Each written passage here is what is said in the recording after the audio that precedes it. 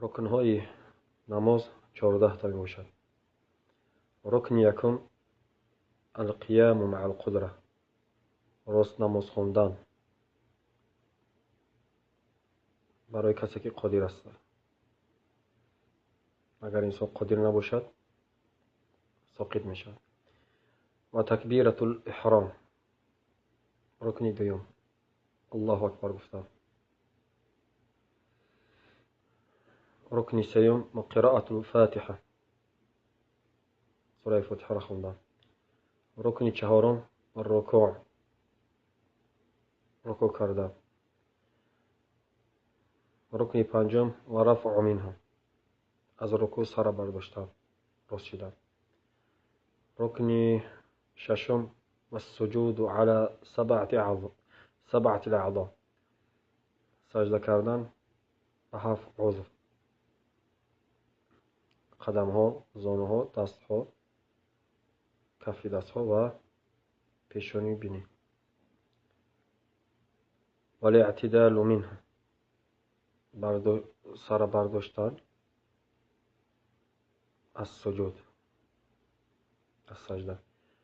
رکن هشتم الجلسة بین السجدتین، نشستن بین دو سجده، اینم رکن است.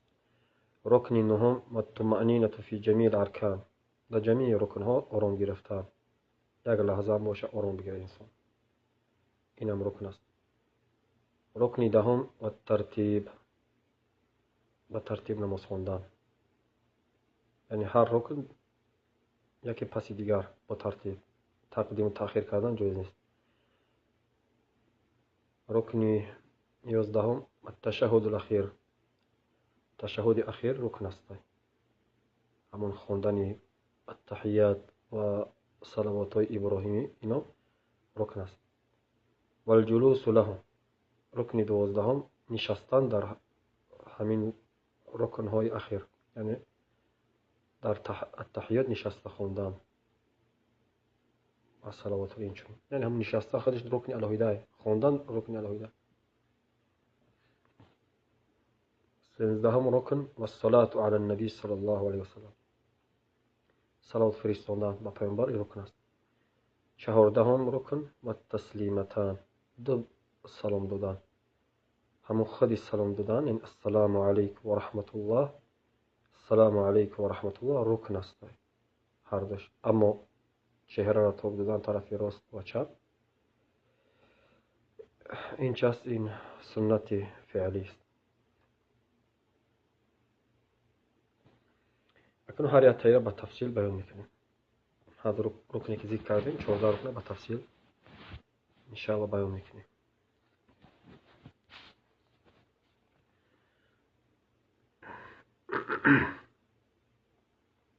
شاید گفتن الركن الأول القيام مع القدرة،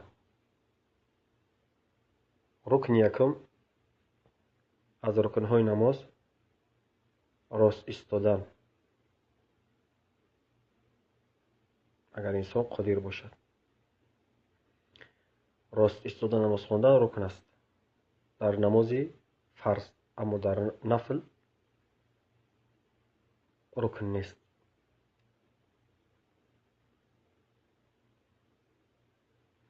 یعنی انسان اگر 6 تا نماز خواند نماز صحیح است.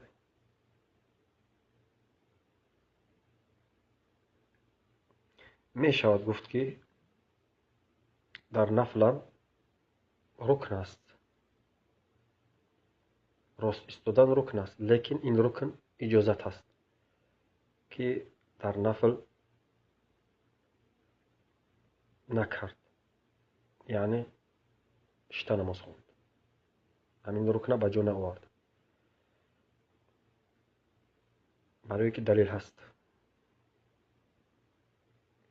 پیامبر صلی الله علیه وسلم 6 تا نماز میخوند، اما در سفر نماز میخوند، در بالای مرکب نمازهای نفلش را میخوند. خلاصه در فرض ساقط نمیشود این رکن،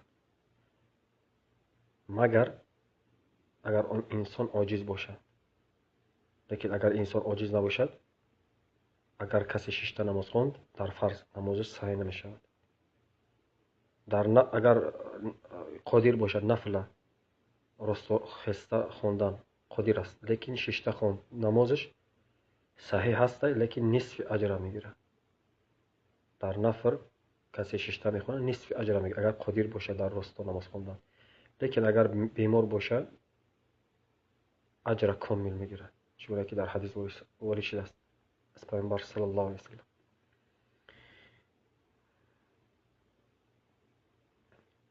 والدلیل قوله تعالی وقوموا لله قانتین. دلیل در مسئله راست و نماز خواندن، الله سبحانه و تعالی فرمودن وقوموا. قوموا امر است، یعنی خسته نماز بخوانید. قوموا از همین امر الله سبحانه و تعالی فهمیده میشد که باید نماز راست خواند. وقوموا لله، خسته از برای الله سبحانه و تعالی نماز خوانید در حالی که شما قانت هستین. قانتین، قانت معناهای زیاد داره. قنوت یعنی خاضعین، در حالی که خضوع میکنید.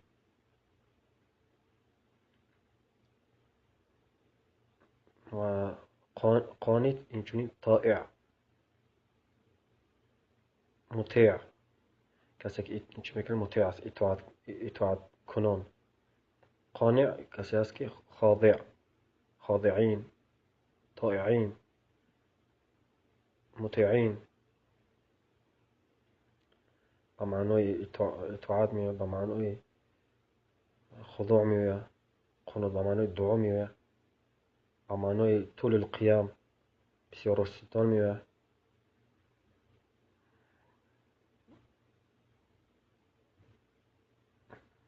و چند معنا میوه، اون معنای مشهورش ذکر کردیم. خلاصه فهمیدیم دلیل چی است. و قوموا لله قانتین. رکن یکم چی بوده است؟ راست ایستادن، نماز خواندن.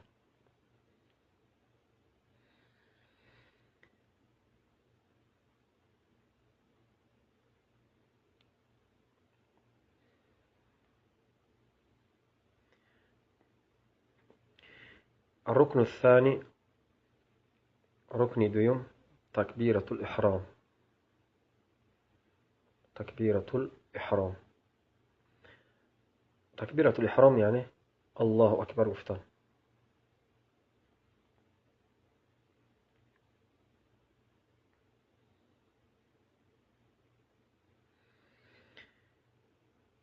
برای چی تکبیرت الاحرام میگن؟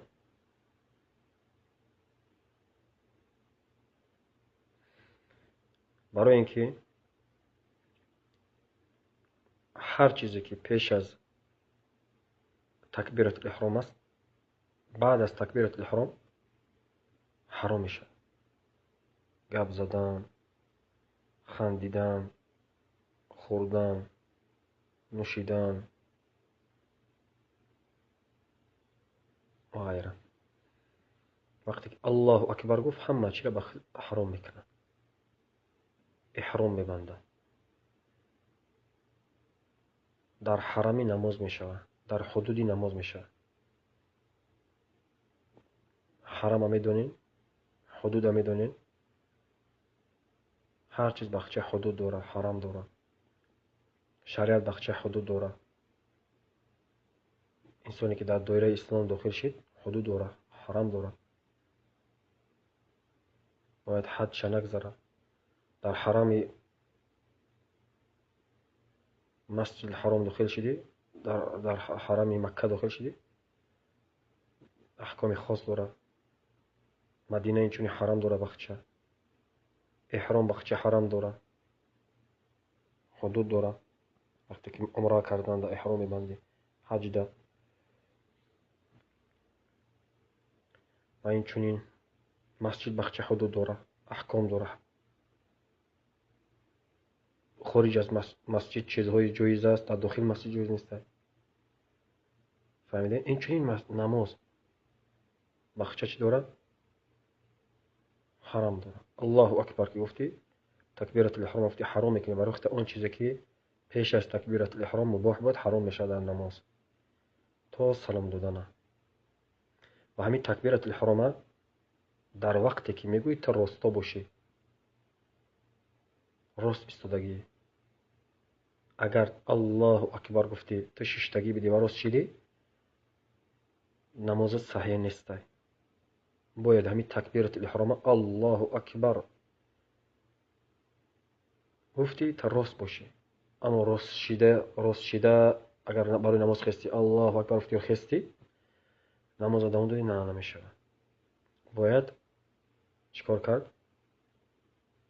راست ایستاد، رو به سوی قبله کرد، بعدا الله اکبر گفت.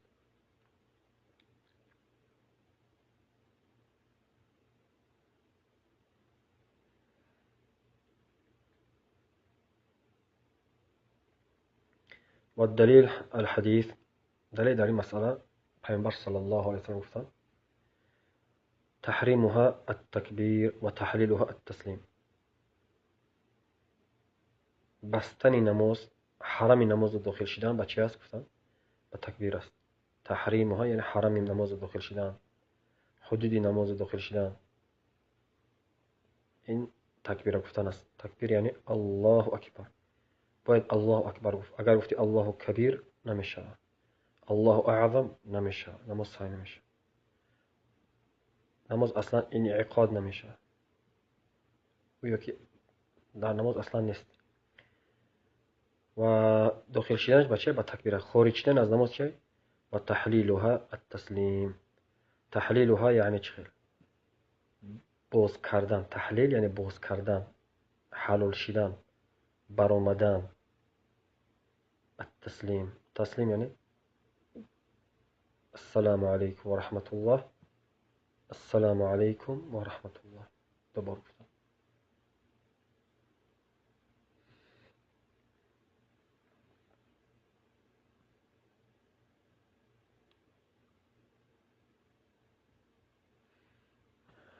نیت چگونه کسی کردیم؟ باید نه، مستحب است، افضل است. در برابر تکبیرت الاحرام گفتن، پیش از تکبیرت الاحرام گفتن، پیش از تکبیرت الاحرام گفتن نیت حاضر باشه. همین حالت ده مستحبه. لیکن یک دقیقه نیت گذاشت، نیت نماز باکی نداره و جایز است، نماز صحیح میشه. اگر مدت دراز باشه بین تکبیرت الاحرام و نیت نماز، با اجماع علما صحیح نمیشه.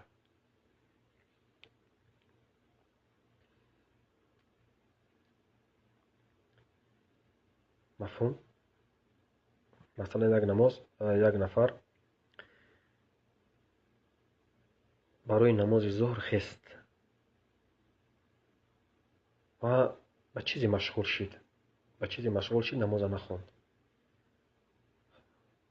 بعد از 10 دقیقه فارغ شد از همون کار. برو به سوی قبله کرد، الله اکبر گفت. مطلقا الله اکبر گفت، در یادش نیست چی نماز چیه، فقط الله اکبر گفت، در نماز داخل شد. و این نیتی که کردگی بود از ذهن رفتگی. این صحیح نمیشه. اگر مطلقا در ذهنش نماز آمدگی باشه، این نمازی نفل حساب میشه، اما نماز فرض است. برای فرض باید نیت کرد. مثلا نماز ظهر باشه، ظهر. عصر باشه، نیت عصر باید میگذاشت، اقل باشه. بنابراین 10 دقیقه زیاده. اگر 1 دقیقه گذشت، نیت کرد ظهر، خست تاکش به چیزی 1 دقیقه مشغول شد، بعدا الله اکبر گفت، نماز صحیح. لیکن مستحبه که در وقت نماز پیش از تکبیرت الاحرام باشه همین نیت.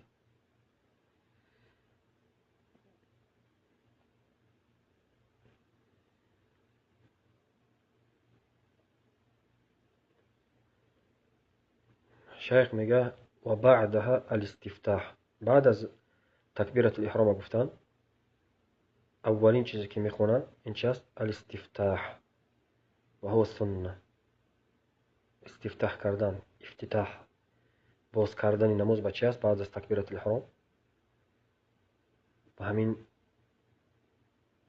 duoyi ki o'rishligi است ای پیامبر صلی الله علیه وسلم. سبحانك اللهم بحمدك ایرا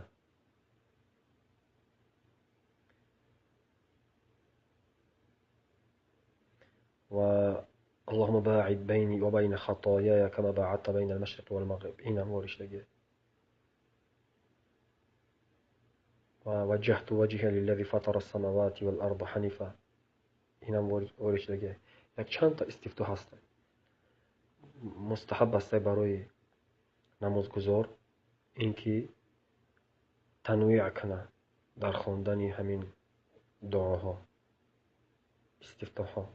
یعنی یک روز یک نماز یک تشخوند، یک نماز دیگر شخوند تا اینکه قلبش حاضر باشه.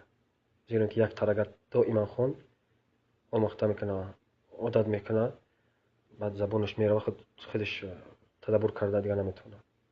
بهتر است که گاهی چیز خوند اللهم باعد بینی و بین خطایا این خوند و دیگر روش وجهت وجهی للذی بسیار است. از یاد کرده دو سه تا چهار تا و خوندن این بهتر است. لیکن از همه بهترش همونی که خونده میشه سبحانك اللهم بحمدك تبارك اسمك وتعالى جدك ولا اله غيره.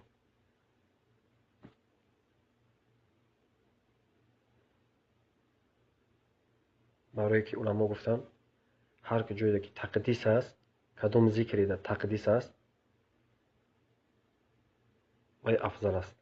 تقدیس الله است، ذکر الله، تنزیه الله است، تعظیم الله است. هر ذکری در که تعظیم الله است، تقدیس شد، این بزرگتر است، افضلتر است از اونی که چی باشد؟ طلب باشد، دعا باشد. یعنی یک ذکر در از الله طلب میکنی، یک ذکر دیگر در تنزیه تقدیس الله میکنی، کدامش بهتر است؟ همونی که تقدیس و تنزیه میکنی الله سبحانه و تعالی، تعظیم میکنی، او بهتر است از اونی که طلب میکنی. هر دوش بهتر است البته، لیکن کدامش بهتر است اگر نظر کنیم؟ جایی که تقدیس، تعظیم و تنزیه است. اما این دعا اللهم باعد بینی و بین خطایا اینجا طلب نیست، طلب مغفرت میکنی، طلب میکنی که الله سبحانه و تعالی دور کنه گناه است، بشویت را مغفرت کنه.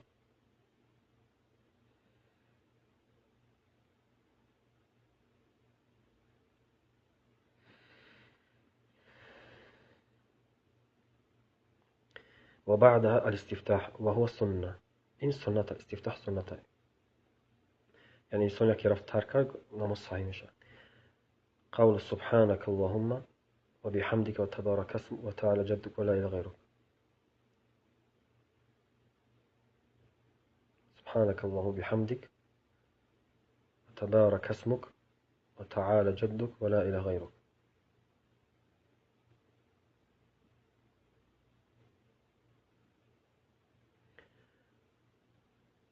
سبحانك سبحانك یعنی پاک هستی تو الله.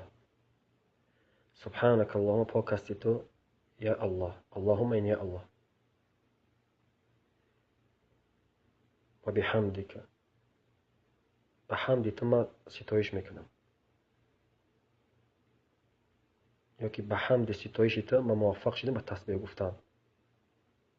معنی و بحمدك، احمدك بحمدك فعل محذوف است، احمدك محذوف است به قول از علما.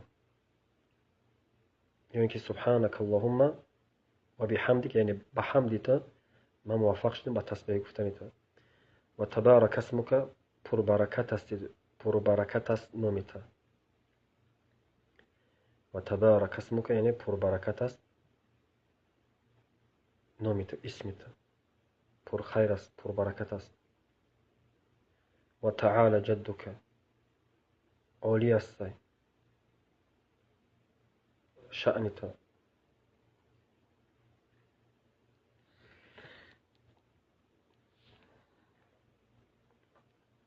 عالی است شأن و قدر تو.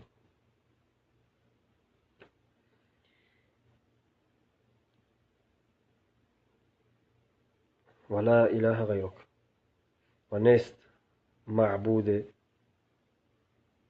مستحق عبادت باشد غیر است ولا إله غیرک نیست معبودی که مستحق باشد عبادت کرده شود حق باشد غیر است الشيخ در اینجا گفتن و معنی سبحانك اللهم و معنی سبحانك اللهم ای انزیحك تنزیح اللائق بجلالك یا الله انزیحك یعنی پاکت می‌دارم پاک دونستنی که لایق است با جلالت ای الله یا الله و بحمدك ای ثناء علیک و بحمدك ای یعنی ستایش بر تو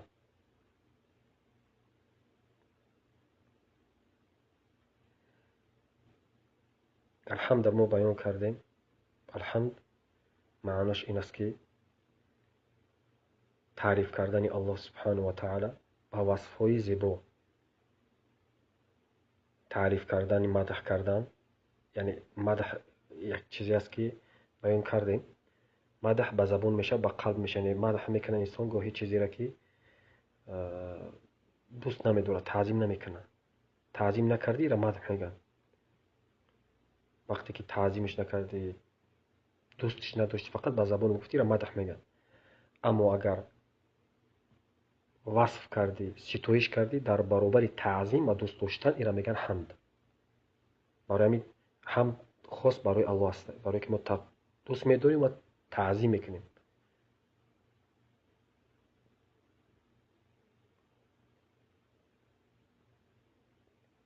برای همین حمد گفتن وصف کردن الله سبحانه و تعالی با کمال ستایش کردنش در برابر تعظیم کردنش و دوست داشتنش ستایش میکنیم با نامهای زیبا و صفاتش در برابر دوست داشتن یعنی با هم دوست میداریم و تعظیم میکنیم همین را حمد میگن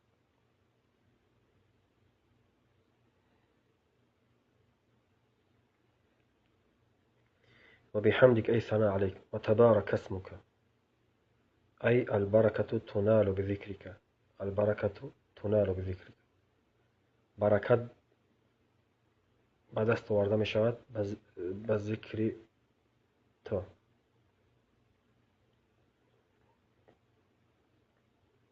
یعنی به ذکر تو ای الله برکت نایل می شود به دست آورده می شود گرفته می شود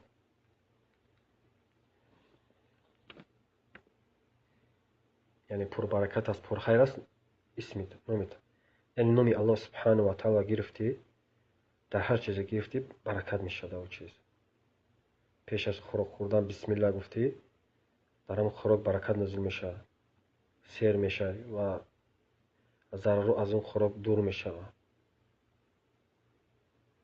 با غذای مبارک می شود در صحت سلامتی عافیت در همه طرف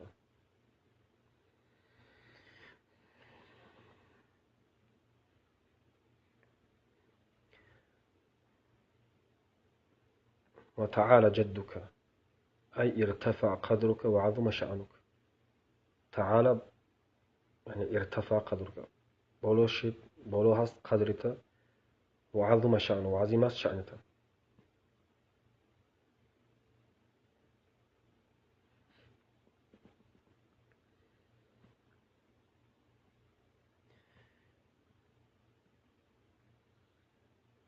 یعنی عالی مقام هستی عالی قدر هستی بالا هستی تو ای الله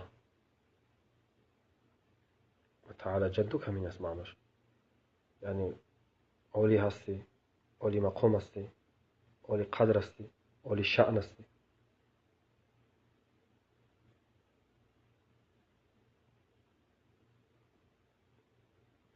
ولا إله غيرك أي لا معبود في الأرض ولا في السماء بحق سواك يا الله نیست معبودی در زمین و نه در آسمان به حق باشه غير است يا الله.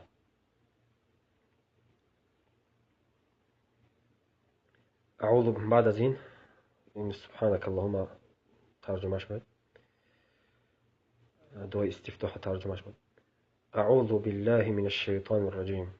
بعدين أعوذ بالله من الشيطان الرجيم میگویم.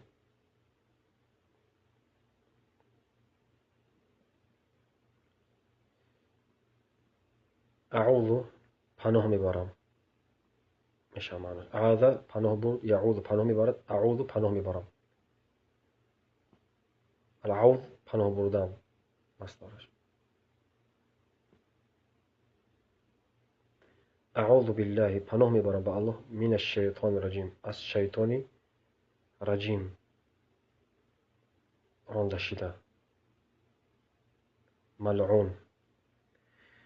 معنى أعوذ شيخ میگه معنى أعوذ ألوذ. ألوذ مثل چه است؟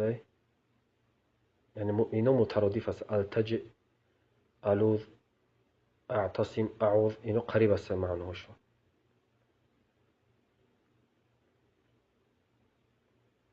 ألوذ یعنی پناه بردن به الله سبحانه و تعالی. لاذ یلوذ، ألوذ. و التجئ التجا کردن، پناه بردن.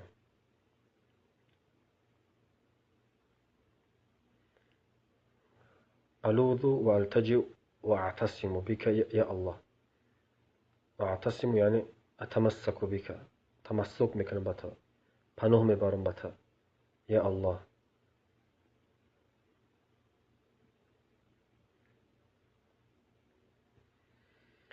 من الشيطان الرجيم المطرود المبعد عن رحمة الله. الرجيم جاز المطرود، مطرود يعني رانده شده. المبعد دور شده، دور کرده شده. مطرود طرد يطرد، مطرود اسم مفعول است، رانده شده یعنی. طرد رانده کرد، يطرد رانده میکنه، مطرود رانده شده. طارد راننده، میراندگی. المبعد دور کرده شده. رحمت الله از رحمت الله سبحانه و تعالی.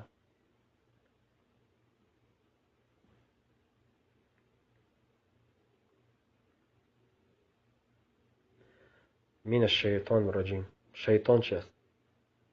شیطان و ابلیس نیست تنها، بلکه همه را در بر میگیره. همه شیاطین از زمین پدرشان ابلیس سر کرده تا همه شیاطین. شیطان خاصتا قرینی که هر انسان قرین داره وسوسش میکنه، از امون پناه میبری. اعوذ بالله، از امون پناه میبری به الله سبحانه و تعالی.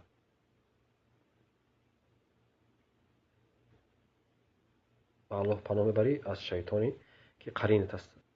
من الشیطان الرجیم. شیطان و ابلیس نیست. ابلیسی که آدم را سجده نکرد، ابلیسی که سرداری ملائکه بود،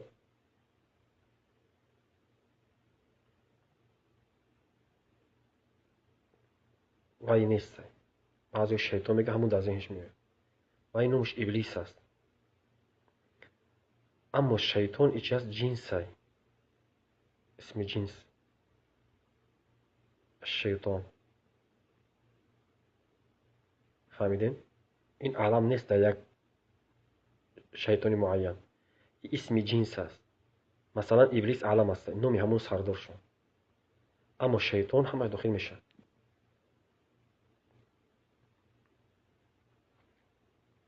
مفهوم است؟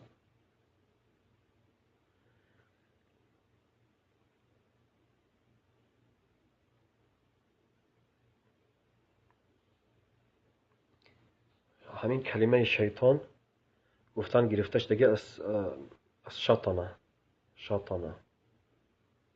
شطن مصدر شطنه یعنی شطنه بعوده. شطنه بعوده معنی شطنه. دور شید. کلمه شطن یعنی دور شدن است. از همین کلمه اشتقاق شدگیه و شیطان دور است از رحمت الله. و گفته شد که از شطن گرفته شدگی نیست. اصل کلمه از شاط است. شاط یعنی اشتد و احترق. سخت شدن، شدید شدن و سوختن شاط میگن در لغت عرب. یک چیز اگر چیزی اگر درگیر شاط میگن. اصل کلمه گفتن شاط است. و گفته شد که از شطن است. خلاص هر دوش یا چیز در گرفتن و سوختن، سخت شدن یا تش دور شدن، هر دوش وصفای خوب نیست.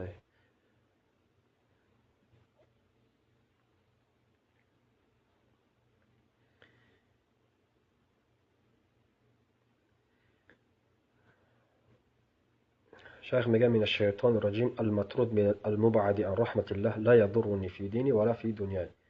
ضررم نمیرسونه در دینم نه در دنیا. یعنی وقتی که پناه بردی به الله ضرر نمیرسونه. علما مثال میزنن میگن شیطان مثل سگ گزنده. اگر سگ گزنده هجوم کرد به انسان، با کی پناه میبری؟ یا به سگ خطاب میکنی یا اینکه به صاحب سگ پناه میبری تو اینکه سگ ضررش دور کنه است. البته با صاحب سگ، وقتی سگ هجوم کنه صاحبش نزدیکی ده باشه به سوی همون صاحبش پناه میبری، میره میگه سگ تا بگی. این چونین الله سبحانه و تعالی خلق کردگی همینه، همین شیطانه. ناسیهش در دست الله سبحانه و تعالی است. یعنی هم بندش در دست الله است. پناه بردی میکشش. نامی الله گرفتی عقب میزنه. اعوذ بالله من الشیطان الرجیم گفتی عقب میزنه، خنسه.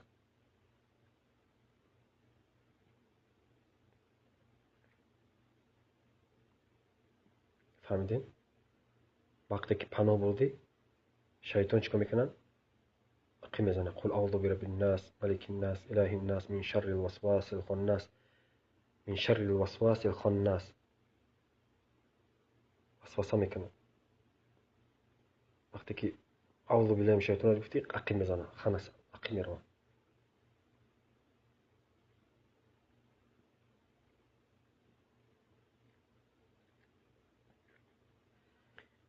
و صاحبش خالقش الله است. بنابراین ما از کسی یعنی از شر این یگون مایده در امان نمیمونیم مگر به پناه بردن به الله سبحانه و تعالی.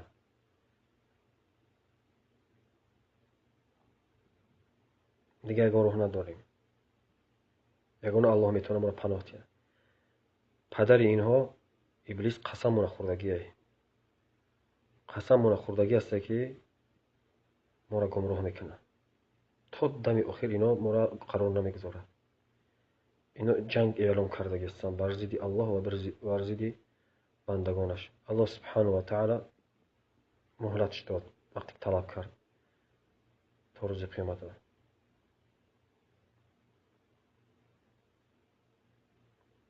با عزت الله قسم خورد که گمراه میکنه. بعزتك لأغوينهم أجمعين. گفته همش گمراه میکنه الا عبادك المخلصين. مگر بندای مخلص الله گمراه کردن نمیتونه.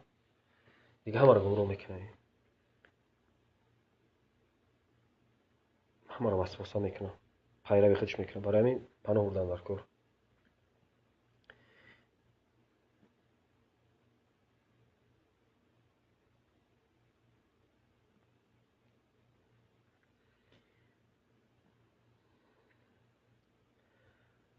اعوذ بالله من الشیطان الرجیم. وقتی که اعوذ بالله من الشیطان الرجیم گفتیم بسم الله الرحمن الرحیم میگیم.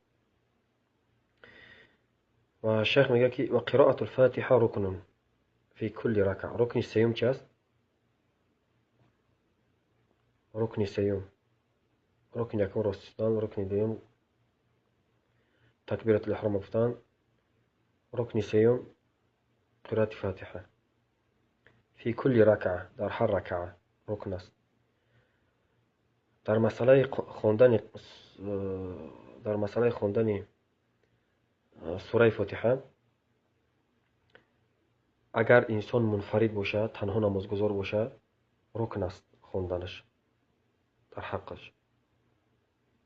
اگر امام باشه این چنین رکن است. اگر مأموم باشه چی؟ از پس امام میخوندگی. در اینجا یک چند قول است. قولی مشهور در مذهب امام احمد بن حنبل، رکن نیست در حق مأموم، نمیخونه، نه در جهریه نه در خفیه، یگان نماز ده، فقط عقیبش خون خاموش میسته تمام. البته در سیم و چهارم رکعت میخونه، لیکن اگر نخون رو امام تحمل میکنه. این قولی مشهور. قولی دوم در چیز میخونه، در خفیه میخونه، یعنی در سیم رکعت چهارم رکعت نمازهای جهریه، نماز گفتن مثلا سیم چهارم رکعت میخونه، نمازی سیم رکعت شام ده میخونه. در نماز ظهر معلوم است میخونه، این چونین رکن است از عقب امام باشه. این قول دیم قطعی، یعنی هر کجایی که امام با خودش میخونه یا پس میخونه،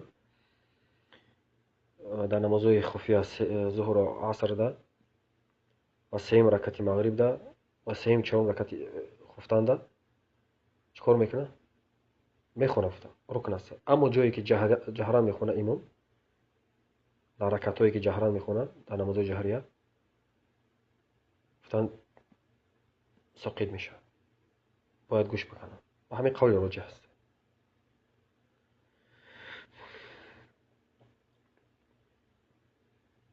دلیل چه است در مسئله رکن بدن فاتحه؟ پیامبر صلی الله علیه و سلم گفتند لا صلاة لمن لم يقرأ بفاتحة الكتاب. نمازی نیست برای کسی که نمیخونه به فاتحه کتاب. و هی ام القرآن. فاتحة الكتاب نام داره و ام القرآن هم نام داره.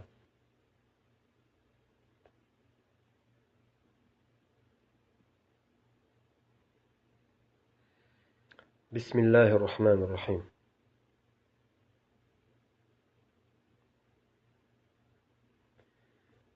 وقتی که سبحانك اللهم گفت اعوذ بالله الاستعاذه را خواند، بسم الله را میخونه. بسم الله الرحمن الرحیم میگه. برکتا و استعانتا. شیخ میگه برکتا و استعانتا. بسم الله گفتن قطعا بسم الله الرحمن طلبی برکت میکنی و طلبی کمک. یعنی از بسم الله کسی که بسم الله میگه دو فایده میگیره. فایده یکم برکت میگیره، فایده دوم کمک از الله سبحانه و تعالی. وقتی که شما یک چیز در دستتون میگیرین، یعنی کتاب میگیرین، بسم الله میگین، بسم الله الرحمن الرحیم، همین چی معنی داره؟ یعنی اقرا بسم الله الرحمن الرحیم، به نام الله میخونم. بسم الله آکل. همین بسم الله جار مجرور که متعلق است با جای مجرور در لغت عرب. بسم الله بینید حرف با است و حرف اسم بینید و حذف شدگی الف. حذف شدگی الف به سببی که عرب گفتیم عرب وقتی که یک چیز بسیار تکرار کنه حذفش میکنه. حمزه هم حذف کردن اما الفش هم بسم شدگی نباشه، اصلا بی اسمیه، از بسیار تکرار حذف کردن. بسم الله، همین بسم الله جار مجرور متعلق است، باید متعلق چیزا باید متعلق باشه و این چی است؟ فعل است. متعلق به فعل است و که جدا این فعل حذف شده. یعنی معنی چیه؟ بسم الله اقرا یا اقرا بسم الله، آکل بسم الله میخورم، اشرب مینوشم بسم الله. همون فعل حذف شده. یا که استعین بسم الله، کمک میگیرم به نام، اتبرک بسم الله، برکت به نام الله. و هم مطبوع حذف شده. فعل بسیار حذف شده. فهمیدید؟ همون فعل حذف. خلاصه بسم الله الرحمن الرحیم میگیم، بعدا سوره فاتحه رو میخونیم. و بسم الله الرحمن الرحیم گفتن این چیست؟ سنت است. و بعضی علما گفتن که از فاتحه است، بنابراین رکن است. یک آیتی از فاتحه است گفتن. این مسئله بسم الله الرحمن الرحیم گفتن آیا از بسم الله الرحمن الرحیم از فاتحه است نیست؟ مسئله خلافی است. اکثر علما بر این است که از فاتحه نیست. امام شافعی و مذهب امام شافعی در بسم الله الرحمن الرحیم از فاتحه است. بنابراین اونها جهرا میخونن. فاتحه را بسم الله الرحمن الرحیم گفته وقتی فاتحه را خونده بسم الله بلند میخونن. میگن از فاتحه است. خلاصه این چی است؟ بسم الله الرحمن الرحیم دو بار نازل شدگیه. دو بار نازل شدگیه. یک بار در سوره نحل ده و یک بار در سوره و یک بار مستقلا نازل شدگیه.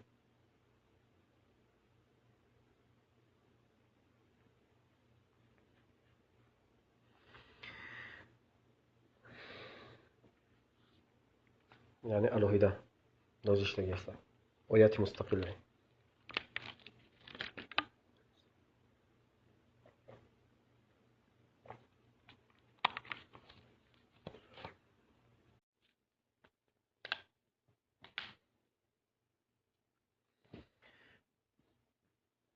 خلاصه کلام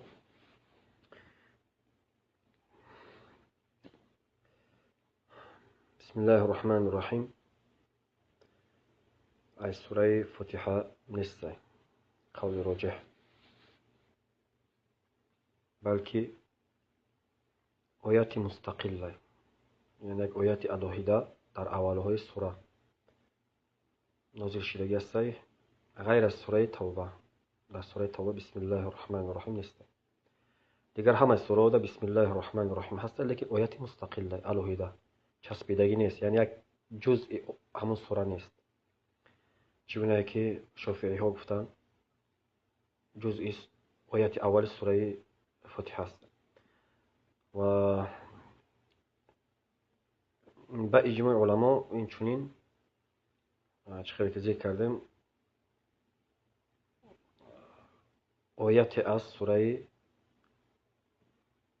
نمل است. انه من سلیمان و انه بسم الله الرحمن الرحیم. با اجماع علما این آیات از همین سوره نمل است.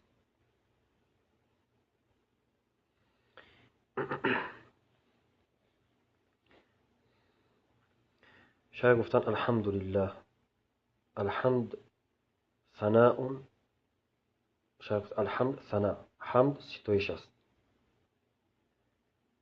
والالف واللام لاستغراق جمیع المحامد. الف واللام در همین حمد برای چی است؟ لاستغراق جمیع المحامد، یعنی تمام ستایش ها، محامد یعنی ستایش ها همش از اون الله است. همش از اون الله است.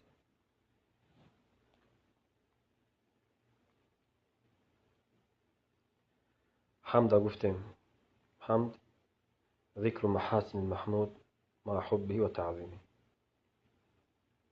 یعنی وصف کردن ستایش کردن الله سبحانه و تعالی در برابر دوست داشتن و تعظیم کردن. یعنی هم ستایش میکنیم، وصفش میکنیم، دوست میداریم و تعظیم میکنیم. در برابر دوست داشتن و تعظیم کردن، نه اینکه فقط به نوک زبان، بلکه دوست میداریم و تعظیم میکنیم.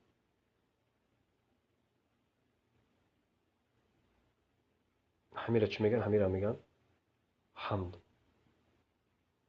لیکن اگر دوست نداریم تعظیم نکنیم، از دوست داری از روی تعظیم نباشه، اینا میگن مدح. مجرد همین چیز کردن با زبان گفتن این چی است؟ مدح است. انسان را میشه مدح کرد، یکی حمد گفتن نمیشه انسان را.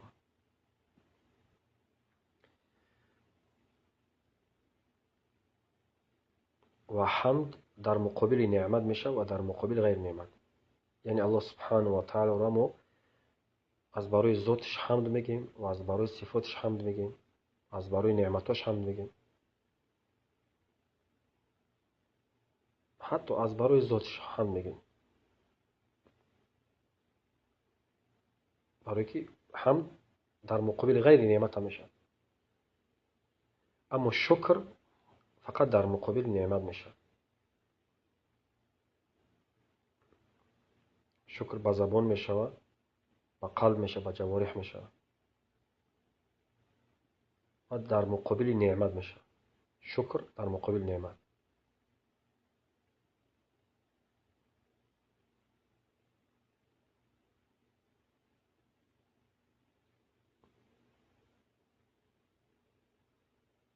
و گفتن الحمد یکون باللسان، حمد به زبان میشه.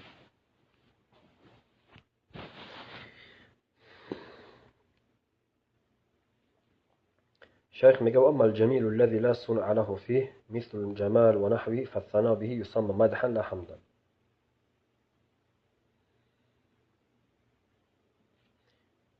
یعنی زیبوگی که یک چیز زیبا، زیبوگی که یگون صنعی نداره، همون اگر مثال یک انسان زیبا باشد،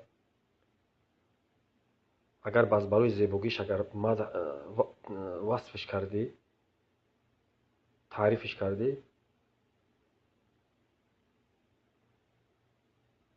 ایرا میگن مدح. مثلا قدش بلنده، گفتیشه قدت بلند است، یا پوستش سفید است، از برای همون پوستش تعریفش کردی. یعنی یک چیزی را دیدی که همون خیلی خلق شدگی، تولد شدگی است. این چیزا وقتی که تعریفش کردی، همین چیزا ستایش کردی، اینا میگن مدح. و اما الجمال الذي لا صنع له فيه مثل الجمال ونحوه فالثناء به يسمى مدحا لا حمدا. ستایش کردن در این چیز میگن مدح است، حمد نیست. لیکن اگر برای که همون تولد شدگی به همون چیز، همون وصف قطعی، وصف زیبایی و یگون کار کردگی نیست، همه خیلی تولد شدگی است، الله دودشه، اینا میگن مدح. اما اگر یک عملی را انجام داد، یک عملی نیک، یک نیکی کرد با تو، در مقابلش اگر ستایش کردی، اینا میگن شکر. یک انسان نیکی کرد و در مقابل نیکی کردن ستایش کردی، سخنهای زیبا گفتی، اینا میگن شکر. یا با گفتن یا اینکه با عمل، نیکی کرد تو مکافاتش دادی، تو هم نیکیش کردی، با عمل نگفته، با جوارحت عمل کردی، نیکی کرد تو هم نیکیش برگردوندی، اینا میگن شکر. یا با زبان گفتی شکر، تشکرش گفتی، برای که در مقابل نیکی کردنش.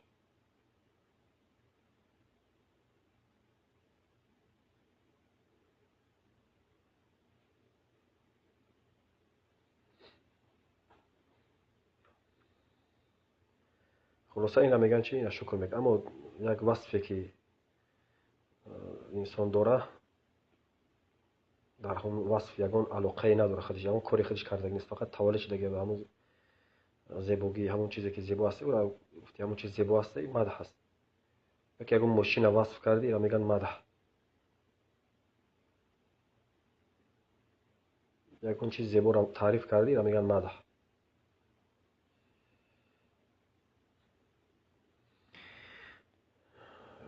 شیخ میگه رب العالمین الحمد لله، یعنی تمام ستایش ها از آن الله هستند. تمام ستایش ها، وصف های زیبا از آن الله هستند. رب العالمین، پروردگار عالمیان.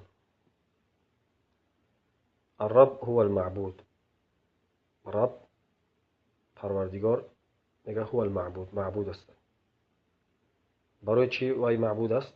رب برای کی هو المالک، وای مالک است، المتصرف. رب به معنای چه؟ المالک، المتصرف، مربی جمیع العالمین بنعمه. خالق است، رازق است، مالک است، مربی جمیع عالمیون است با نعمتش. و کسی که خالق باشه، رازق باشه، مالک باشه، مربی باشه با نعمتش، وای مستحق عبادت. و کسی غیر از الله، غیر از او مستحق نیست.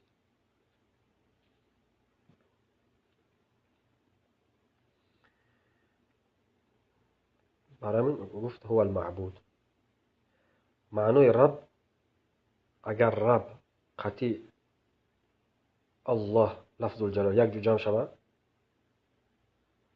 کلمه رب کلمه الله اگر جمع شود، رب معنای چی را داره؟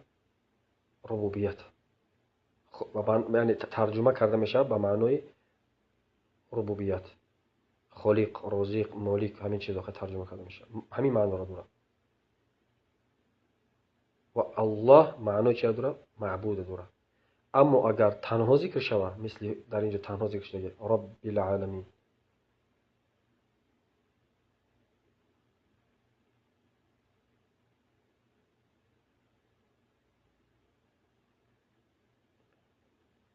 عفوا در اینجا ذکر شده، در اینجا الحمدلله رب العالمین در اینجا ذکر شده. اگر در یک جا ذکر شوند، رب به معنای خالق، رازق میاد، الله به معنای معبود، یعنی یک دیگرشون در بر میگیره. یعنی رب به معنای معبود میوید. رب العالمین يعني هو المعبود المالك المتصرف مربي جميع العالمين بنعمه. خلاصة الرب جاست أصل كلمة رب بمعنى السيد ميوه در لغة عرب. سيد جنوب يعني یکی از معناش مالك، رب الدار، مالك الدار، مالك هم خونه. و الرب اطلاق کردن جایز نیست. یعنی الرب گفتن جایز نیست. غیر از الله کسی را گفتن جایز نیست. اما اضافه شود جایز است. در لغت عرب اگر اضافه شود جایز. رب الغلام جایز است.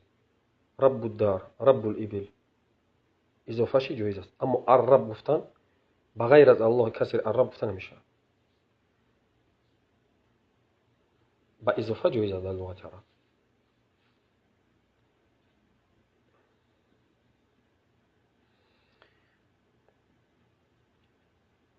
یعنی وقتی اضافه شود معنای صاحب داره، مالک داره، سید داره. رب الغلام یا سید الغلام.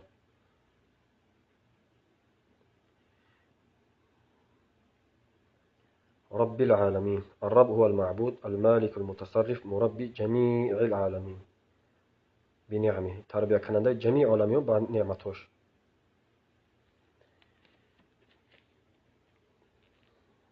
خلاصه الرب به معنای معبود میاد. لیکن اصل کلمه رب این چیست؟ المالک، الخالق، الرازق. همین معنای خالق، رازق همین چیزا داره. همین معنی رو داره. یعنی به ربوبیت ترجمه کرده میشه.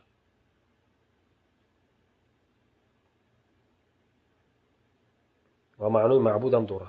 اینجوری برای کسی که رازق است، مالک است، خالق است، همون مستحق عبادت است.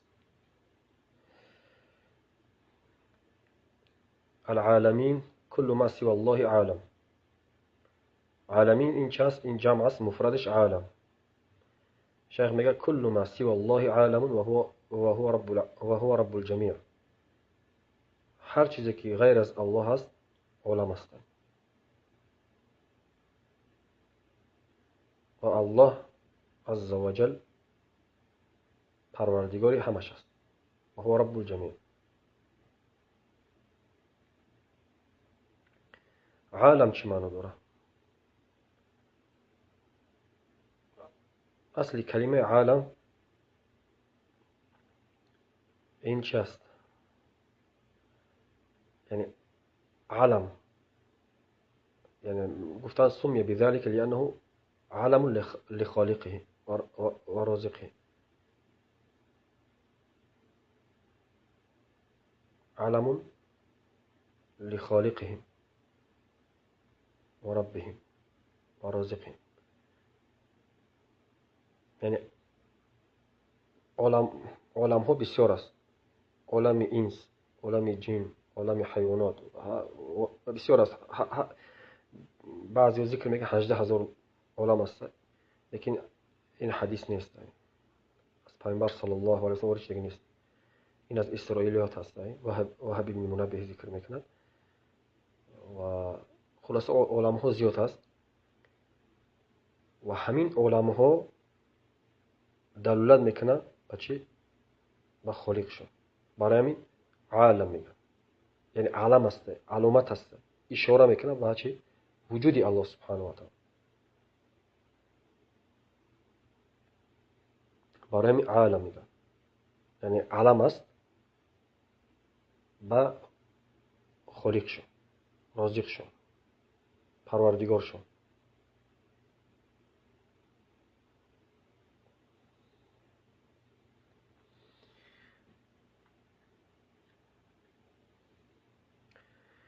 الحمد لله رب العالمين العالمين جميع عالمين. الرحمن الرحمن شيخ میگه رحمة عامة بجميع المخلوقات، رحمة عامة بجميع المخلوقات. فرق بين الرحمن والرحيم، هر نامهای الله است، الرحمن الرحیم. لكن دو قول است، چند قول است در مسئله الرحمن الرحیم. گفتن الرحمن این رحمت عام است برای جمیع مخلوقات، کافر مسلمان همه داخل میشه در این رحمت.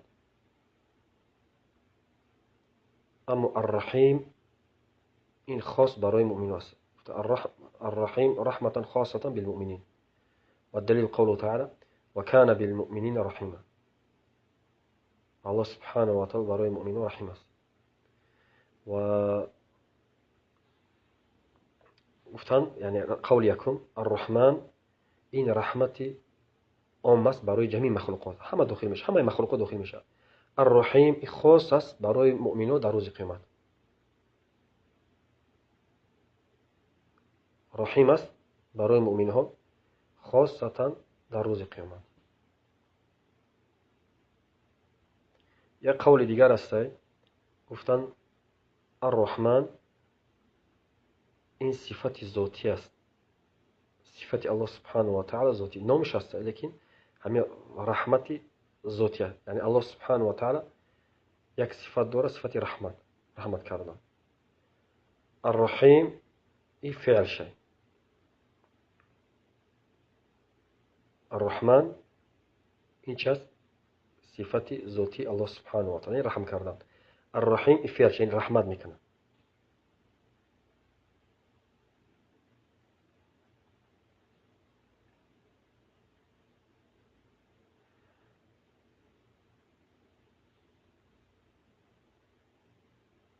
الرحیم یعنی اثر الرحمن، اثر همین چیز صفت الرحمن. خلاصه یک چند قول است، این دو قولی که ذکر کردیم. قول یکم الرحمن رحمت عام است برای تمام مخلوقات، الرحیم این رحمت خاص برای مؤمنان در روز قیامت. قول دوم الرحمن یعنی صفت ذاتی، صفت الله است. رحیم فعل شه، رحمت میکنه.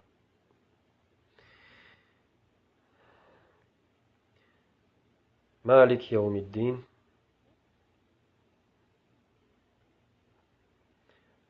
یک مسئله دیگر،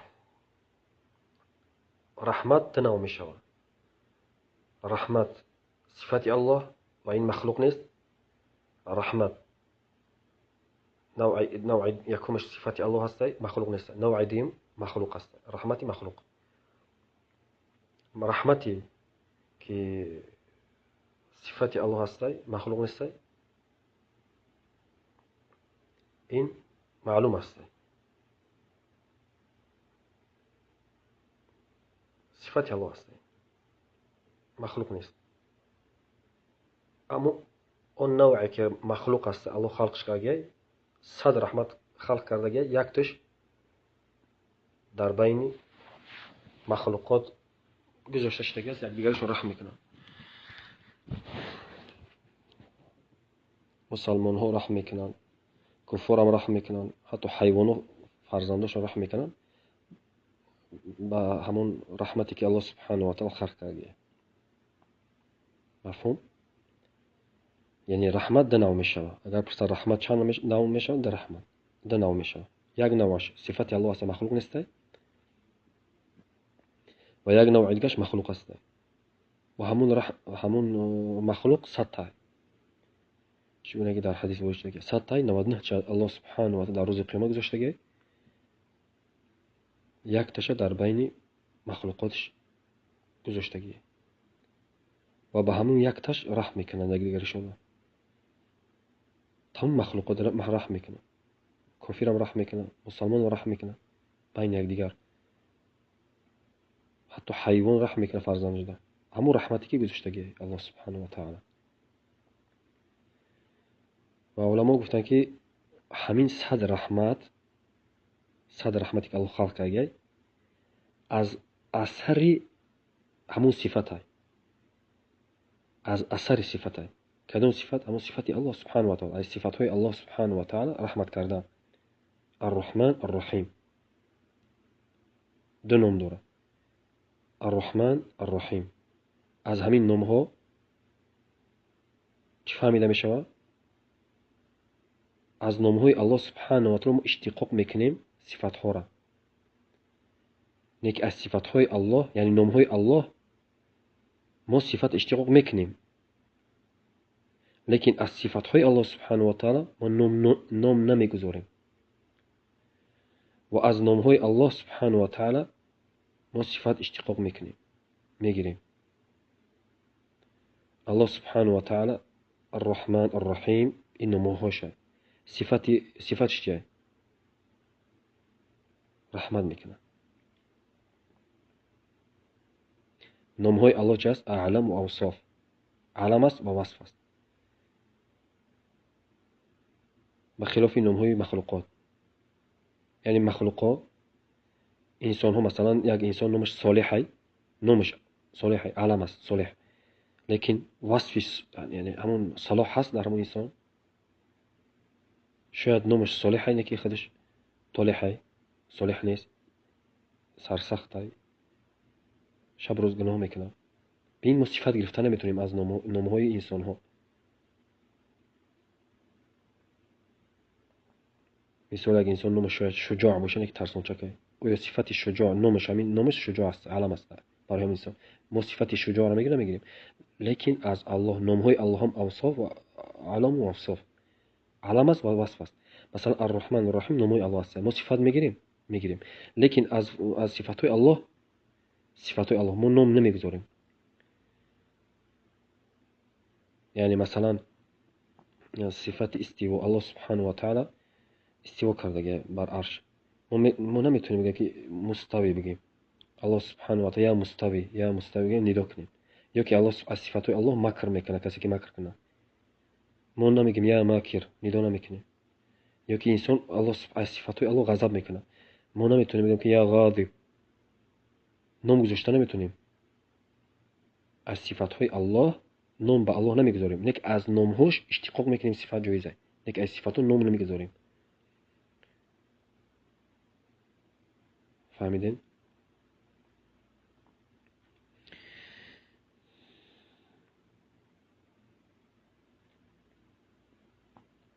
خلاصه الله سبحانه و تعالی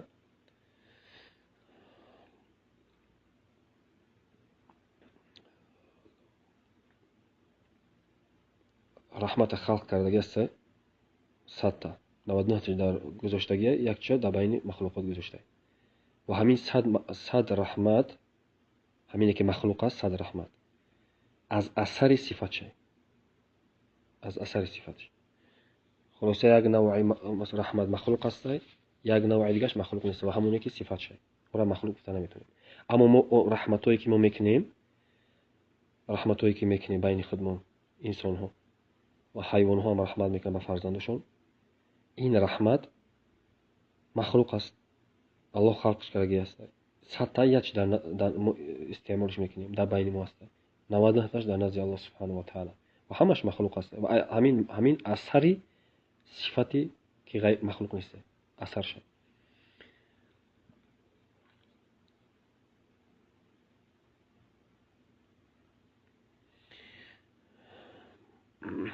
مالک یوم الدین، مالکی روز جزا، یوم الجزا، مالک یوم الدین، مالکی روز جزا، الدین یوم الجزا. شیخ میگه یوم الجزا و الحساب. دین یعنی یوم الجزا، معنای جزا رو داره و حساب داره. مالک یوم الدین یوم الجزا و الحساب، یوم کل یجازى بعمله، روزی که هر انسان، هر کس مجازات کرده میشه به عملش.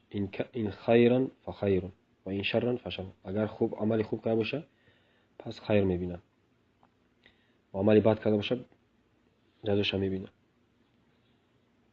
این خیرا، این عمل خیرا یعنی فخیر و این عمل شرا، این کان شرا فشر.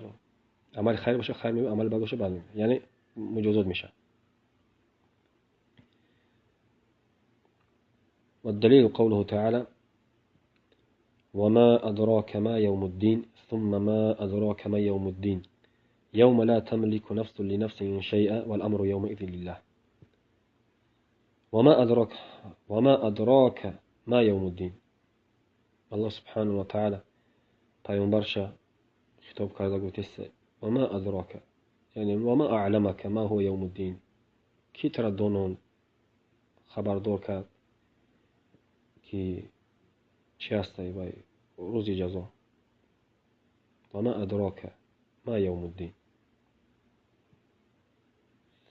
ثم ما أدراك ما يوم الدين يوم لا تملك نفس لنفس شيئا والأمر يومئذ لله. روزی که نفس برای یک نفس چیزی مالک نیست، چیزی در دست نداره، یکون نفع نمیرسونه، نه ضرر رسونده میتونه نفع. یوم لا تملک نفس، مالک نیست نفس، لنفس برای نفس دیگری، شیئا یک نفس برای یک نفس دیگری اون چیزی مالک نیست، چیزی نمیتونه، اون کاری کرده نمیتونه، اون شفاعت هم به اذن الله کرده نمیتونه. والامر یومئذ لله، و امر فرمان حکم همه چیز در آن روز از آن الله سبحانه و تعالی است. والحديث عنه صلى الله عليه وسلم، پیامبر صلی الله علیه و سلم گفتن الکیس من دان نفسه وعمل لما بعد الموت والعاجز من اتبع نفسه هواها وتمنى على الله الاماني. الکیس کسی را میگن که ذکی است، دانا است، هوشیار است، آدمی بخیرد است. کی است همون دانا؟ کی است همون انسان هوشیار؟ من دان نفسه، کسی که محاسبه میکنه. من دان نفسه یعنی محاسبه میکنه نفس خودش پیش از اینکه محاسبه کرده شود، تفتیش میکنه نفسش. و عمل لما بعد الموت، و عمل میکنه برای بعد از مرگ، آماده میشه، طاعت و عبادت میکنه. والعاجز من اتبع نفسه هواها، و اما عاجز، انسان عاجز کی را میگن؟ کسی که نفسش پیروی هواش کردگی است. و تمنى على الله الامانی، کارش فقط تمنا کردن است، آرزوها میکنه، تمناها میکنه لیکن عمل نمیکنه. یعنی آرزو میکنه جنت ها لیکن عمل نمیکنه برای جنت، گناه میکنه و آرزو میکنه جنت. همین را میگه تمنى على الله الامانی، یعنی آرزوها میکنه بدون عمل.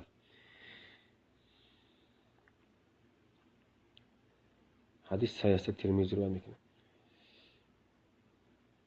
ایاک نعبد، ایاک نعبد ای لا نعبد غیرک. أي لا نعبد غيرك. إياك چست این ضمیر منفصله تقدیم شدگیه. اینا میگن اسلوب حصر و قصر. حصر که است عبادت. یعنی بینید ایاک نعبد تنها تو را میپرستیم.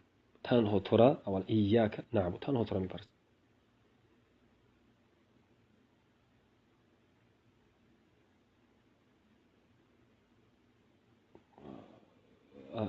علمای النحو میگن که تقديم ما حقه التأخير يفيد الحصر. تقديم ما حقه التأخير يفيد الحصر. يعني تقديم کردن اون چیزی که باید تأخیر کرده شود ifade میکنه حصر.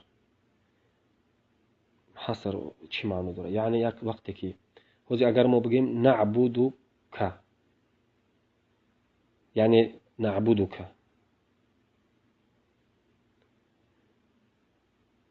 این معنی را داره که نعبدو که تو را عبادت میکنیم. اویو از همین عباره از همین جمله فهمیده میشود که غیر از الله عبادت نمیکنیم. تنها الله عبادت میکنیم. دیگه کسی را عبادت نمیکنه غیر از الله. نه این را فهمیده نمیشه. میکنه نعبدک تو را عبادت میکنیم خاموش میشیم تمام. نعبدک یعنی چی خیلی احتمال داره که یعنی یک نفر میگه که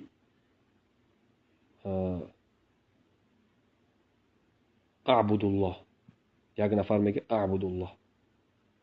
اویو همین مثل این است که بگه ایاک اعبد. اویو فرق است بین این دو جمله هست. فرق جمله یکم میگه اعبد الله الله عبادت میکنم. اویو فهمیده میشه که غیر از الله عبادت میکنه. اویو فهمیده میشه که غیر از الله عبادت نمیکنه. احتمال داره که غیر از الله عبادت میکنه. احتمال داره غیر از الله عبادت نمیکنه. یک احتمال داره غیر از الله عبادت میکنه. احتمال داره هست. اعبد الله خاموش است. اعبد الله دیگه هیچی نگفت. احتمال هست شاید پوشونده است نگفته است غیر از الله هم چی عبادت میکنه. خاموش ایستادنش معنی نیست که همین جمله در معنی را نداره که غیر از الله عبادت نمیکنه انسان. قطعا همین معنی را نداره. در لغت عرب معنی نداره. اعبد الله یعنی همین با معنی اعبد الله 100% یقینا معنی را نداره که غیر از الله عبادت نمیکنه.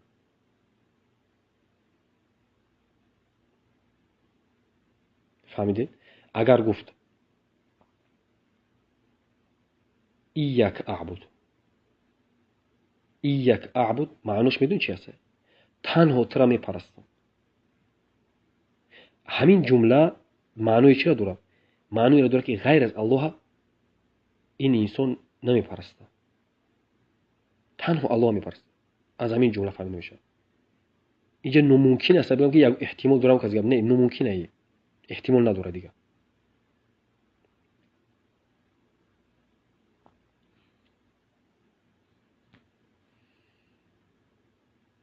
فهمیدین؟ یک مثال دیگر نحوی مثال میزنم. میگن اگر گفتی ضربت زیدن ضربت. بینید همینجا در مفعول به معمول تقدیم شده. بینید زیدن ضربت. فرق بین زیدن ضربت زیدن در چی است؟ اگر گفتی ضربت زیدن احتمال داره که زید زدی و دیگر کسان زدگی هستی که خاموش شدگی. ضربت زیدن. امر زد احمد خالد. احتمال داره که زدگیشون احتمال داره کشتگی نه تنها زدگی. هم خلاص نیست. همین یعنی ضربت زیدن خاموش شد. معنی نداره که دیگر رو نزده. امر چی گپ رفته؟ ممکن امر کشتگی نه تنها زدگی. لیکن اگر گفت زیدن ضربت همین عبارت در لغت عرب معنی را داره که غیر از زید کسی دیگه زدگی نیست. زیدن ضربت، فقط زید زدگی معنوش، همون را زدگیم، دیگه کسی اون کس چکشیدگی نیست. برای چی تقدیم ما را فهمیدم که برای اینکه بفهمید که تقدیم کردن ایاک خیلی نیست، یعنی اختیاری نیست، یعنی به حکمت نیست. بدانش تأخیر و تقدیمش اگه معنی نداره. نه، ایاک نعبد یعنی تنها تو را میپرست. ای لا نعبد غیرک معناش احد بین العبد و بین ربه، این احد است بین بنده و بین پروردگارش. الا یعبد الا ایاه، اینکه نپرست بنده مگر او را، الله سبحانه و تعالی. و ایاک نستعین، ایاک نعبدش الوهیت، توحید الوهیت. ایاک نعبد توحید چی است؟ توحید الوهیت است. و ایاک نستعین این توحید چی است؟ ربوبیت است. یعنی یکم دا فعل بنده است، دوم دا فعل الله است. یعنی توحید الوهیت از ربوبیت چه فرق داره؟ الوهیت فعل بنده، فعل بنده را الوهیت میگن. توحید الوهیت یعنی فعل بنده، بنده طلب میکنه، دعا میکنه، سجده میکنه، رکوع میکنه، همش الوهیت است، توحید الوهیت. و توحید ربوبیت چی است؟ و ایاک نستعین، در اینجا از الله کمک طلب میکنه تو اینکه الله کمکش ده. ربوبیت یعنی ربوبیت فعل های الله است، الوهیت فعل های بنده. یعنی یگانه باید الله عبادت کنه، عبادت صرف کنه برای الله. و ایاک نستعین احد بین العبد و بین ربه الا یستعین باحد سواه، احد است بین بنده و بین پروردگارش، اینکه کمک نگیره با کسی غیر از الله سبحانه و تعالی. معنای ایاک میدونید چی است؟ ایاک را گفتیم اگر بدون شده خوند نمازش باطل میشه. اگر بگه ایاک نعبد باطل میشه. ایاک نعبد، ایاک نعبد، ایاک بخون. برای چی؟ برای که ایا در لغت عرب به معنای نور میاد، نور افتاب، به معنای افتاب میاد، به معنای نور افتاب. ایا یعنی افتاب، یعنی که نور افتاب. با معنای چی میشه؟ افتاب ایاک نعبد، افتاب تو را میپرست میشه، یا نور افتاب میپرست، یا نور را میپرست. این چی میشه؟ کافر میشه انسان. برای همین دقت یاد در وقت خوندن اگر ایاک نخوند، لیکن اگر دیده و دونسته اگر ایاک یعنی ایاک گفت افتاب اگر معنیش بدونه بعد کافر میشه. خیلی اگر ندونه نماز باطل میشه البته، لیکن کافر نمیشه. فهمیدین؟ یعنی معنای ایا همین کلمه ال ایا معناش افتاب است. معنای را قرطبی ذکر کرده یک گفتگی در تفسیرش معنای ایا را شیخ بکر ابو زید گفتن اگر معناش بدونه معناش افتاب است، اگر دیده و دونسته گفت کافر میشه.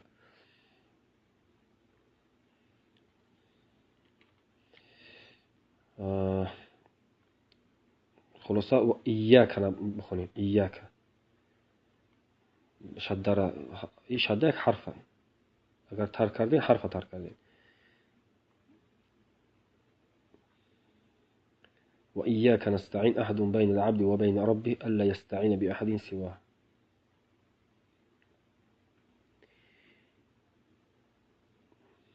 اهدنا الصراط المستقیم، هدایت کن ما را در راه الصراط. اهدنا الصراط المستقیم معنى اهدنا دلنا وارشدنا وثبتنا. اهدنا یعنی دلات کن ما را، ارشاد کن ما را، ثابت نگه دار. معنای اهدنا، اهدینا اگر همون چیزی که ما هست داریم اگر همون را طلب کردیم اهدینا گفتیم، این معنی چه؟ ثبتنا، معنی ثبت. مثلا یک نفر مسلمان است و میگه اللهم اهدینا الی الاسلام، میگه معنی چه؟ ثبتنا.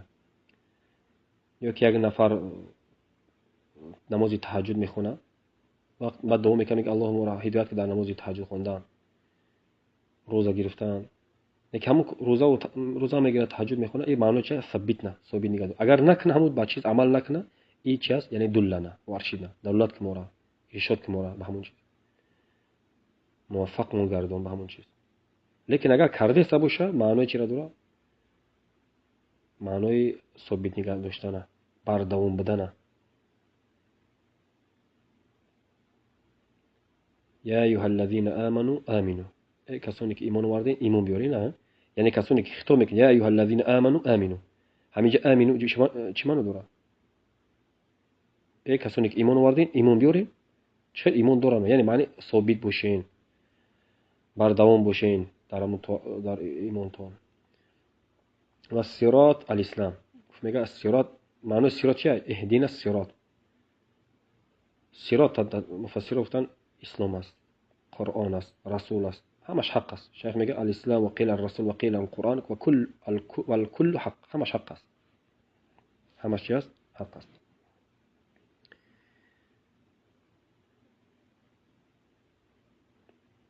والمستقيم، الصراط المستقيم، اهدنا الصراط المستقيم.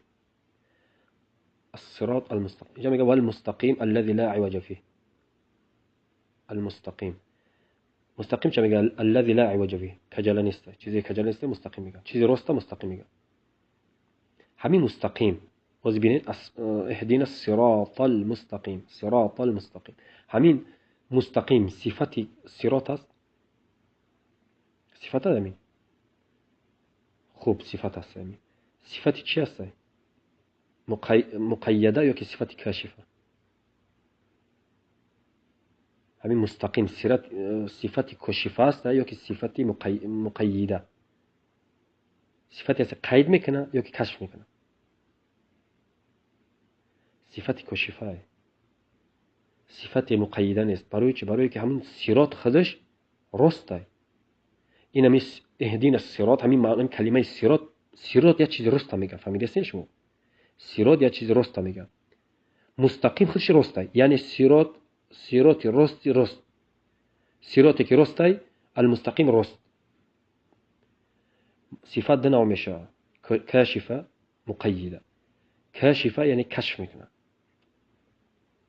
قید نکرده است.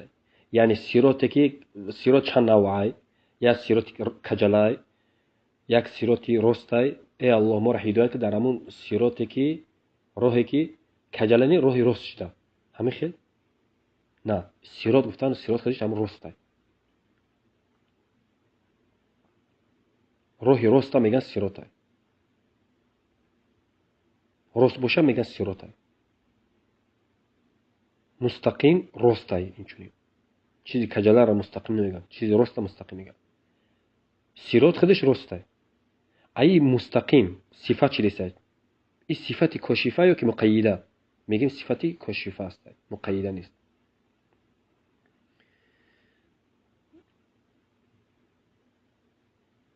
میشه بگید تاکید است. با صفت کاشفه تاکید چی است؟ صراطی که راسته راست. صراط اهدنا الصراط المستقيم، المستقيم الذي لا عوج فيه. صراط الذين انعمت عليهم، راهی کسانی که بر آنها انعام کردی. طریق المنعم علیهم، بر آنها انعام کردیم. یعنی کی است اونهایی که الله سبحانه و تعالی بر آنها انعام کرد؟ شيخ ذكر منكم. والدليل قوله تعالى ومن يطع الله والرسول فأولئك مع الذين أنعم الله عليهم من النبيين والصديقين والشهداء والصالحين وحسن أولئك رفيقا. این مینو است. کی است اون کسانی که الله انعام کرد بر آنها این صفات را دارند. الله سبحانه و تعالی فرمود ومن يطع الله والرسول، کسی که اطاعت میکنه الله و رسولش، برای اونها چی است؟ وقتی اطاعت کردن فأولئک، شرط جواب شرط، من شرط، کسی که یطع فعل شرط، فأولئک جواب شرط. ومن يطع الله ورسول، کسی که اطاعت میکنه الله و رسولش، فایدهش چیه؟ جواب شرط چیه؟ فأولئک، پس اونها مع الذين نعم الله عليهم، با همراه کسانی هستند که الله سبحانه و تعالی بر آنها انعام کرد. کی هستند اونها؟ من النبیین. الله بیان کرد من للتبیین. من النبیین با همراه پیامبران است.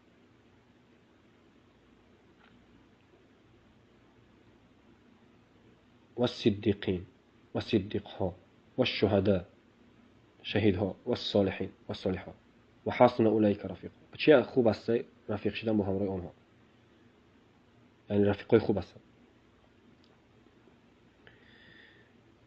و بینید مرتبه یکم چی است؟ مرتبه نبوت. بعد از نبوت مرتبه صدیقی، سه مرتبه شهدا شهید بودن، سه مرتبه میگه، چهار مرتبه صالح. بینید چهار طایفه انسان ها: انبیا و صدیق ها، شهید ها، صالح ها، چهار مرتبه صالح ها. و در هر نماز طلب میکنه از الله سبحانه و تعالی که از جمله همینو گردانمونه. اهدنا الصراط المستقیم صراط الذین انعمت علیهم. کی هستی؟ کسانی که الله سبحانه و تعالی بر آنها انعام کرد: پیامبران، صدیق‌ها، شهدا، صالحان.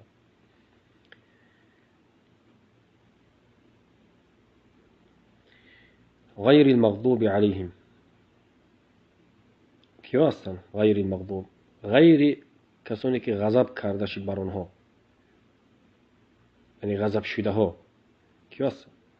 غیر غضب شده ها، غیر المغضوب علیهم. و هم اليهود. غضب شده ها کیا هستند؟ یهود است. معهم علم ولم يعملوا به. با همراه آنها علم است، یعنی یهود علم دارند که به علمشون عمل نکردند. و هم اليهود معهم علم ولم يعملوا به.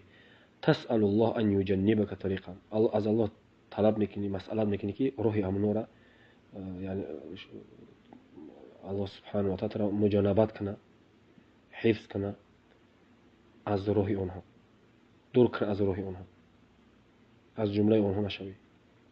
تسأل الله ان يجنبك طريقهم، مجانبت کنه تر از روح آنها. ولا الضالین. اینها کی هستند؟ اینها و هم النصارى، نصرانی ها هستند. یعبدون الله على جهل و ضلال. عبادت میکنن الله سبحانه و تعالی با جهل و گمراهی. یعنی از یهود علم دارن، با علمشون عمل نمیکنن. و نصرانی ها اینا چی هستن؟ جاهل هستن، با جهل عبادت میکنن. از هر دو گروه پناه میبری. تسأل الله ان يجنبك طريقا. از الله مسئله میکنی که روح اینها را ترا با روح اینها نبره، مجانبت کنه، یک طرف نگاه دار، حفظت کنه. یهود چی معنی دارن؟ نصارا چی معنی دارن؟ یهود نسبت داده میشه به یکی از فرزندای حضرت یعقوب. یهوذا، نامش یهوذا بود میگه، یکی از فرزندای حضرت یعقوب، نامش یهوذا، به همون نسبت داده میشه. گفتن معنی یهود و دیگه چیزا گفتگن. و نصارا باشه نسبت داده میشه، گفتن به همون حواری ها. نحن انصار الله بگم، گفتن قال الحواری نحن انصار الله، یعنی انصار الله گفتن. چون برای نصارا گفته میشه. یک قول است. یک قول دیگه این است که نصارا نسبت داده میشد به یک قشلاقی یا یک شهری در فلسطین است، ناصره میگنش. به همون قشلاق، همون جده بودن، برای نسبت داده میشن به همون قشلاق شد، قریه شد، یعنی که به همون شهر شد در فلسطین است، ناصره میگن. به همونجا نسبت داده میشه همینا. و همینش صحیح تر است. لیکن مسیحی گفته نمیشن. برای چی؟ برای اینکه مسیح حضرت عیسی است. لقب حضرت عیسی مسیح است. و اینها پیروان عیسی نیستن. اینا روسیا هستند. اینا یگان علاقه به عیسی ندارن. اینا فرمونیش کردن. برای همین اینا را مسیحی نمیگن. اینا را مسیحی گفت خرسان میشن. برای اینا را مسیحی نمیگن. اینا میگن نصارا. برای که قرآن و سنت نصارا میگن. اینا مسیح گفتن غلط است. مسیحی نمیگن. اینا را صدقه حضرت عیسی کنن. یگان مایده پیرویش نمیکنن. حضرت عیسی به وحدانیت الله سبحانه و تعالی به توحید دعوت کردگیه. اما اینا چیکار کردن؟ بچه الله گفتن، شریکش کردن به الله سبحانه و تعالی، کفر ورزیدن، دعوتش قبول نکردن، دینش تحریف کردن. ولا الضالين وهم النصارى يعبدون الله على جهل وضلال تسأل الله أن يجنبك طريقهم. ودليل الضالين قوله تعالى، دليل همین گمراه، یعنی در گمراه بدن اینها یهود و نصارا هم ما یک طایفه گمراه، همین آیات دلیل است. الله سبحانه و تعالی پیامبرش امر کرد، گفت بگو قل هل ننبئكم بالاخسرین اعمالا الذين ضل سعيهم في الحياة الدنيا وهم يحسبون أنهم يحسنون صنعا أولئك الذين كفروا بآيات ربهم ولقائه فحبطت أعمالهم فلا نقيم لهم يوم القيامة وزنا. بگو ما آگاهتان کنم، آیا آگاهتان کنم از حالی کسانی که خسارت دیده ترین هستند در عمل، یعنی عملشون برباد شده، خسارت دیده هستند. قل هل ننبئكم بالاخسرین اعمالا، اخسرین یعنی خسارت دیده ترین انسان ها در عمل کی هست؟ خبرتون تیم الذين ضل سعيهم في الحياة الدنيا، کسانی که عملای کردگیشون، سعی کردگیشون در این حیات از اون طایفه گمراه، یهود نصارا، همه طایفه و از طایفه‌ای که منتسب به اسلام هستند، خوارج، رافضه، جهمیه، هر طایفه بشه گمان دارن که کاری خوب کرده سیان. الذين ضل سعيهم في الحياة الدنيا، عبادت کردن، منحرف شدن از دین صحیح، از قرآن و سنت. و هم يحسبون انهم يحسنون صنعا، آنها گمان میکنن که کاری خوب کرده سیان. این همه طایفه در بر میگیرن. الذين عباد قبور، قبر پرستو، جهمیه و غیره، خوارج، همشون گمان میکنن که عملی نکرده سیان.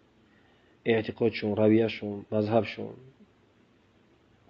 مذهب خوب است، گمان میکنن. الذين ضل سعيهم في الحياة الدنيا في الحياة الدنيا وهم يحسبون، آنها گمان میکنن انهم يحسنون صنعا، آنها درست که آنها کاری نکردن، کار خوب کردن، نه که کارشون کار خوب نیست، مذهبشون مذهب باطل است، گمان میکنن که کار خوب کردن. این هم آیات دلیل است بر چی عدم عذر بالجهل، یعنی جهل دا عذر داده میشه در توحید و اصول دین.